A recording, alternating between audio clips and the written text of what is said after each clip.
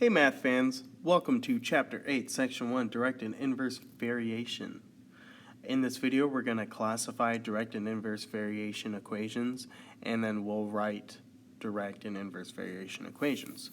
So, before we get started, let's review what it means to be a direct variation equation. Simply put, a direct variation equation is a linear equation that must pass through the origin. So if it doesn't go through 0, 0, it's just called a linear equation. It's not direct variation. Direct variation means it has some number, we'll call it a, some number a, multiplied by x. So a can be anything. A can be 5, 4, negative 8, 13 over 6.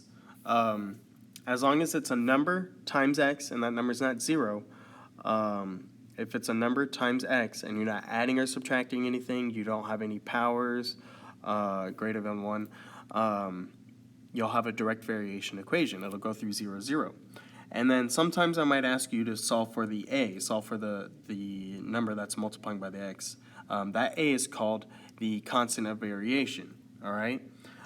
So if I ask you to solve for the a, well, if you were to solve for the a, you would divide x to both sides, and you'd have y over x. So this is just that equation written for you.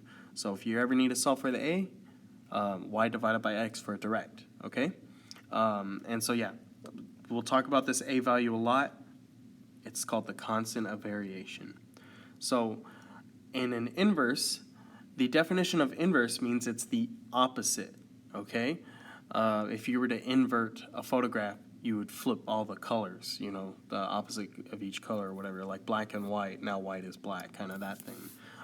So if direct was a times x, then inverse is a divided by x. So a can be anything again, just not 0. Now, you just have to make sure that a is on top of the fraction. So let's say a is 11 over 2. So you'd have an 11 over 2. And then if that x is on the side, then that's considered direct variation. But if that x is on the bottom, then that's inverse variation. Because if something's written to the side, it can be written on top. And so if it's on top, then that's direct variation. It's considered, multiplying. You're not dividing by the x. And then when in doubt, graph it out, because the graph of an inverse variation makes a very different graph than the direct variation. It makes this disjointed graph because 1 divided by x makes a graph that looks like this because you can't divide by 0, can you? So it can never touch 0 on x or y, so it curves like that. And then just to point it out again, a is the constant of variation, so if you needed to solve for a, I'd have to multiply x to the other side, and so I'd get a equals x times y. So that'll come up on these notes. But for right now, we're going to classify the equations as direct, inverse, or neither, because it's not like every single equation out there is direct or inverse. So if it doesn't look like this, a number times x, or a number divided by x, then it is probably going to be neither. So number 1, if it's not solved for y, get it solved for y. So x times y, the opposite of x times y would be dividing by x. So I got to get x to the opposite side, so I'll do the opposite operation, I'll divide. Y equals 5 divided by x. So this makes it an inverse variation because x is on the bottom. And so 5 would be considered my constant of variation, or my a value. So yeah, that's all there is to say about number 1. Number 2, I have y equals x minus 4. That's just easily neither. That's a regular linear equation, but as soon as you add or subtract a number, it's not going to go through the origin of 0, 0. So that makes it no longer direct. So number 3, it's not solved for y, it's solved for x. So if I were to get the 2 to the other side, y divided by 2, I need to get to the opposite side, so I'll do the opposite operation. I'll multiply 2 to the other side. And so I'll have y equals x times 2, I'll just say y equals 2x. So I have a number by an x, that makes that my a, and since it's multiplying, I'm going to say it's direct variation. Okay, so that's number 3. Number 4, I have 6x equals 2y. So just solve for y. I know I have a number on each side, so if I were to solve for y, I'd just divide by 2. So 6 divided by 2, well, that would just simplify to make 3. So I have 3x equals y. And if you want, you can write the equal sign on the other side, y equals 3x. And that'll make it direct variation, okay? Because it's just a number times x. Number 5, I have a power of 2. That's not good. That'll make it a quadratic equation, so that's neither direct nor inverse. So that's all there is to say about number 5. Number 6, I have xy equals 9 over 4. So I need to get x to the other side, so I have to divide it. So if I'm dividing x to the other side, you could write it like this, or since 9 over 4 is a fraction and you're dividing by x, it's basically the same thing as just putting the x right there. So, long story short here, I'm just trying to say that this is an inverse variation problem because you have 9 over 4x, so that makes it inverse. So what's your constant of variation? You would just say that 9 over 4.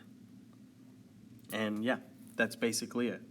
So let's move on to classifying data, meaning I need to figure out if it's direct or inverse. So what I'm going to do is I'm going to solve for a. I'm either going to find a by dividing y over x, or I am going to solve for a by multiplying x times y. And since it's called the constant of variation, it needs to be the same every single time. So start testing the data, and then once you get a different value, test for the other variations. So I'm going to do, well, direct was first in the list, so I'll just say a equals y over x. So let's see if it's direct. And then we can even put like a little d here for direct. So direct, a equals y divided by x. So negative 12 divided by 2 is negative 6. Negative 6 divided by 4 is negative 3 over 2. So it cannot be direct. Okay? So it might be inverse. Let's just put an x through it. So inverse is a equals x times y, or y times x, doesn't really matter. So what's 2 times negative 12? That would make negative 24. What is 4 times negative 6? That's negative 24. So we're off to a good start.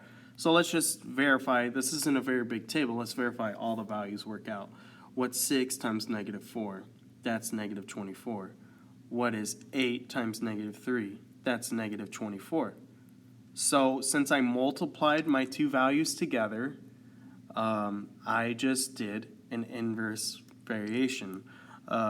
So I just say it's inverse. And so since my a is negative 24, I can say my equation is y equals negative 24 over x. So yeah, whatever value you get over and over again, that'll be your a value, okay? So put an a right there. So yeah, number 2, I have 1 comma 2. So test direct by dividing. So I'll do 2 over 1. That equals 2. What about 4 over 2? That equals 2. What about 8 over 3? That equals not 2. So it's not direct. Inverse, what is 2 times 1? That's 2. What's 4 times 2? That's not 2. That's 8, you know. So you can say not 2 again. I don't know. Whatever you want to say. They're not the same. That's what I'm trying to illustrate here. So because neither of them worked out, we'll just say neither. Okay? That's all I'm looking for there. Number 3, let's test to see if it's direct. Well, I'm going to do y divided by x. What's 20 over negative 4? That's negative 5. What's 15 over negative 3? That's negative 5. What's 10 over negative 2? That's negative 5. What's 5 over negative 1? That's negative 5. They all equal negative 5. So A equals, I'm going to write A. That's not a very nice looking A. A equals negative 5. And so since it's direct, your equation is just simply y equals negative 5x.